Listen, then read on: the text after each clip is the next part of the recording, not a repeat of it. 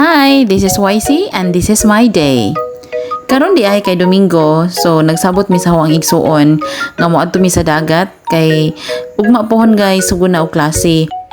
So ni-attend ko daan og misa, ya pagkahuman hapit ko sa mall kay napudgoy ka nang gipang pawalit para gamiton na ho pa sa hong trabaho.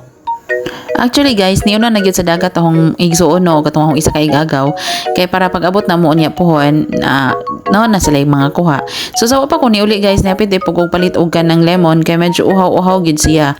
O wala madugay guys na abot gid mi sa dagat. Unya timing pod pag abot na ho nidunggo na pod akong igsuon og akong igagaw. So ang gihimon lang namo is amo na lang giluto ang among dala nga karne, amo siyang gisugba. Unya while waiting nga nagsugba kalingaw pamiglimpyo sa swaki nga ilang kuha. Actually guys, happy jud kay ko kay tungod kay craving satisfied jud kay you know kina undanan jud kay ang swaki guys. Unya timing pud kay na pud sila kuha nga mga isda no. So nindot kaayo, lami kaayo, fresh na fresh gikan gid sa dagat no. Freshly catch gid ni siya kaayo guys. So salamat kaayo Lord sa grasya.